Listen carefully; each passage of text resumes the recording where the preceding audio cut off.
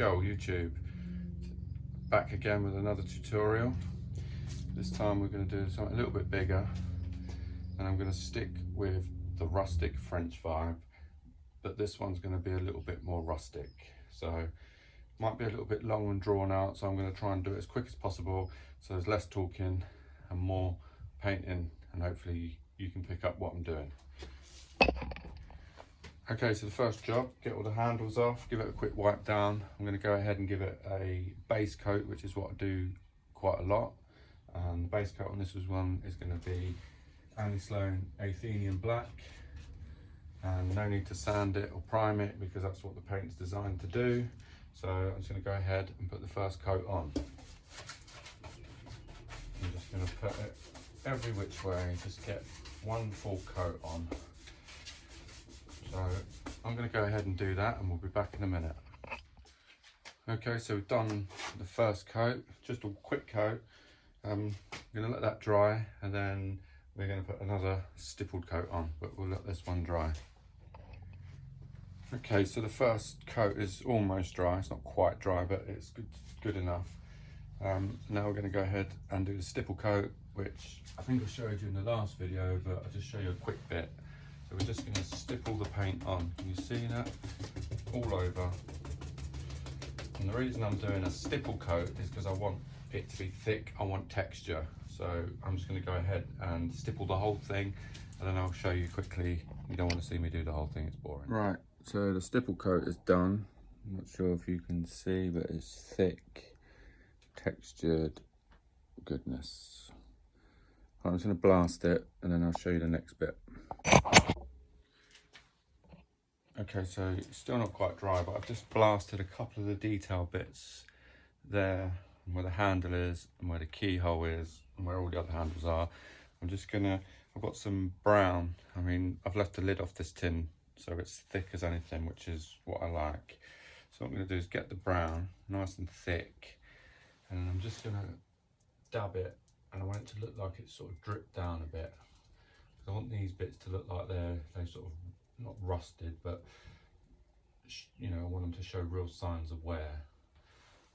So it's going to do that on the detail bits there, and where the handle is. So there's a big round handle there, so I'm just going to dab round it, but then I want it to look just like it's dripping a little bit. It's just little bits that add to the whole overall effect at the end around the keyhole. Just another sort of drippy bit. And this is really thick, this paint, so it's perfect because that's going to add quite a bit of texture. And there's a little bit here, so I'm just going to dab it down.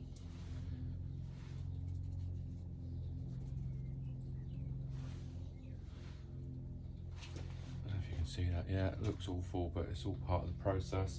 Right, I'm going to do the rest of the handles, and we'll be back at the end. Okay, so I've done all the handles. It doesn't look great, but it will come together at the end. So now I've got to wait for this to dry. It'll take a little while to dry because it's thick, it's stippled, so we'll be back when it's dry. Right, so I've just blasted it with a hairdryer. It's pretty much dry. You just got to watch these thick bits are dry because they take a little bit longer, but yeah, they seem to all dry. So now what I'm going to do is I'm going to wax the whole thing. The reason I'm going to wax it is because I'm probably going to be using water later, and I haven't let this dry naturally, so there's a chance it could come off when we use the water.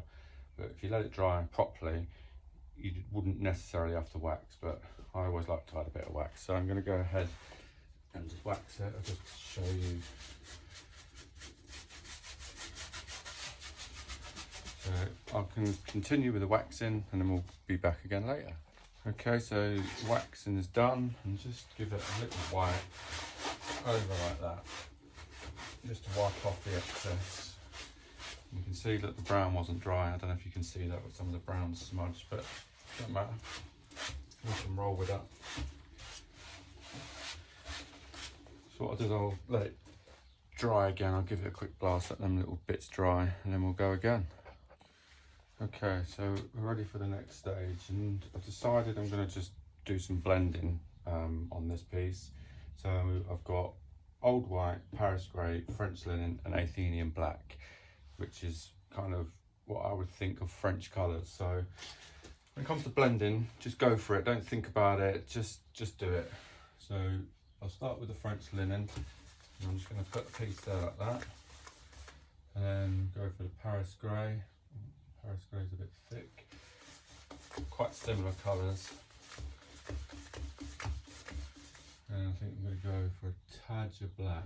I'm just putting the black. You shouldn't really do what I'm doing and put your brush into the tins. You should probably decant these into separate, but I don't really do that. So we're going to go for black there, and we just blend it in. You notice I'm using the same brush, just going with it. I want the legs to be black, I think, or darker anyway.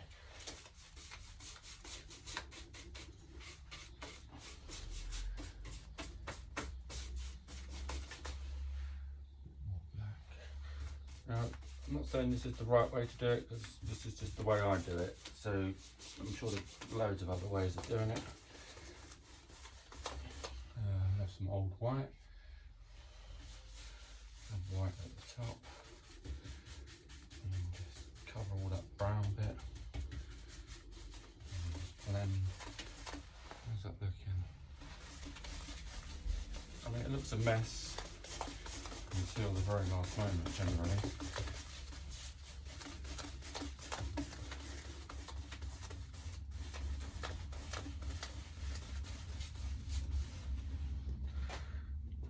We'll probably do a little bit more black.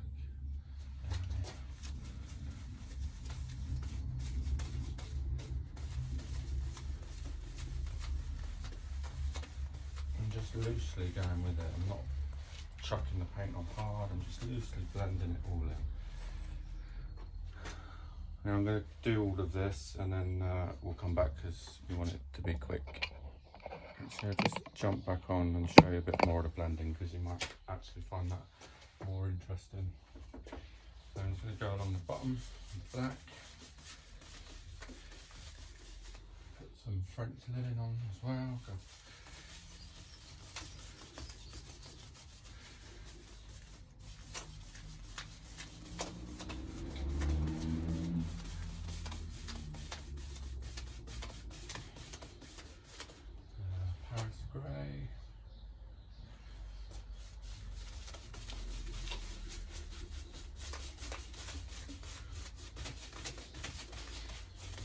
I'm not using any water. I've got a spray bottle here in case I need it, but so far I haven't needed it.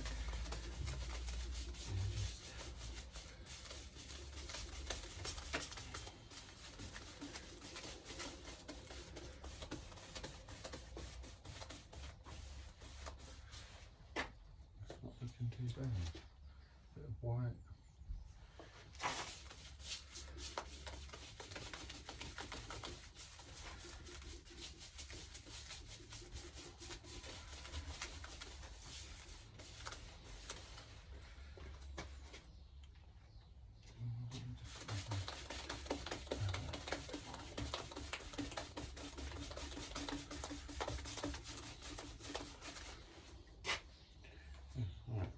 I'm going to finish this and then we'll come back.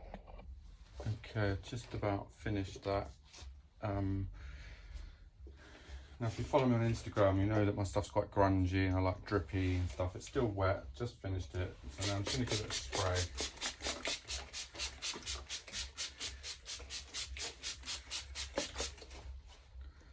If you can actually see that. I've just sprayed it just so I want a few drips and stuff in. There you go, you can see some coming. I don't want heavy drips, so I'll just get rid of that one a bit.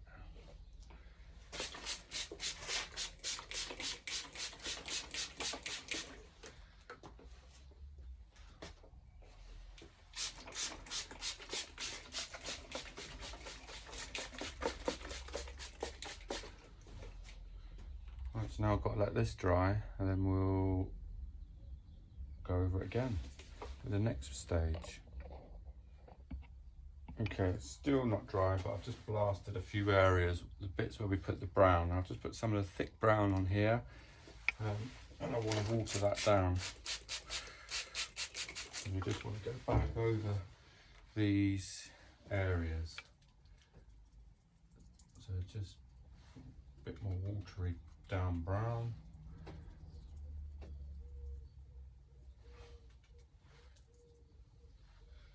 Put some there, made some over here.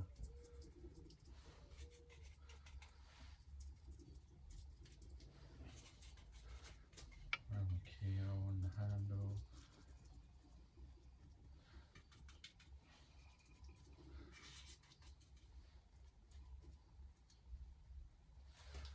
Okay, then we get our water stain. Just spray it in.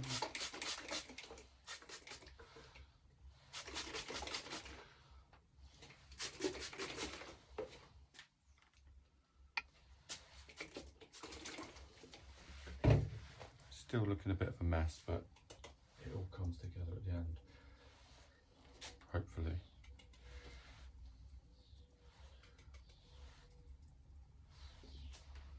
Alright, so I'm going to continue with the other handles and let it dry and be back later.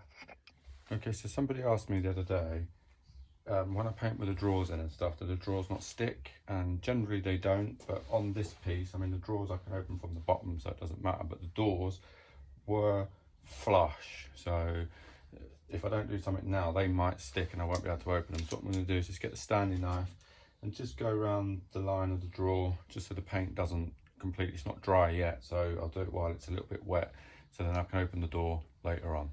Just a little tip. Alright, we're back again. This is all dry now, so now I'm going to just rough it up a little bit of distressing. Got a bowl of water and a rag. I'm just gonna try and get some of that black to come through.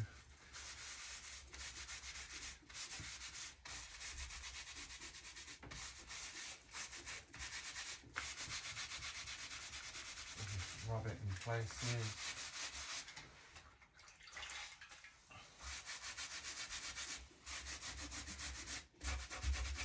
Especially around the edges.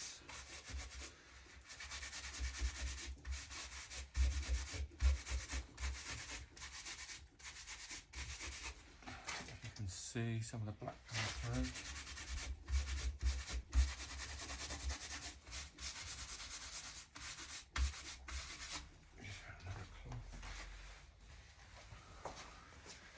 Now I've got a dry cloth and I'm just going to rub it all over.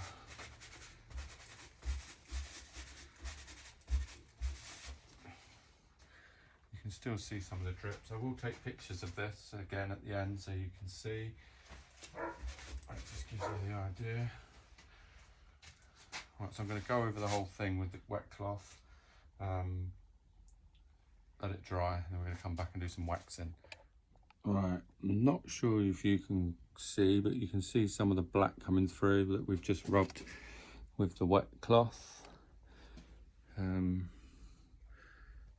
just going to give it a quick blast with a hairdryer, and then we are good to wax.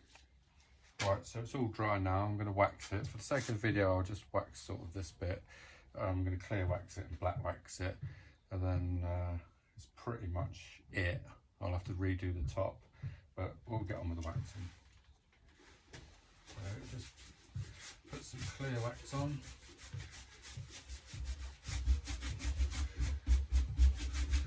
Once you start to wax it, then the whole colours start to pop.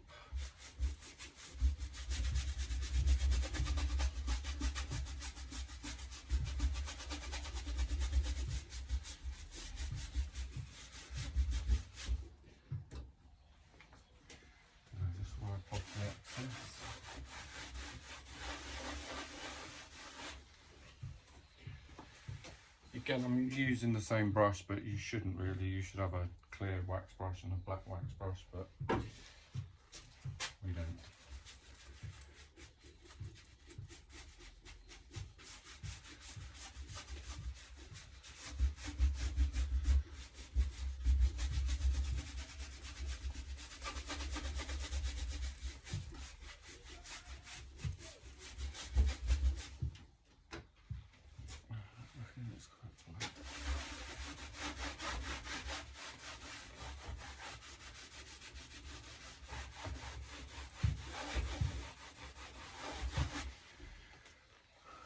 so that's one door. What I'm going to do is I'm going to just go ahead and wax all of the rest of it, and then I'll jump back on. Okay, so now I've finished waxing it. I'm pretty much done. I've got to do the top. I'm going to do the top with the faux marble. I did the tutorial for that last time, so you can go back and check that if you want. If you've enjoyed the tutorial and you want to like and subscribe, feel free.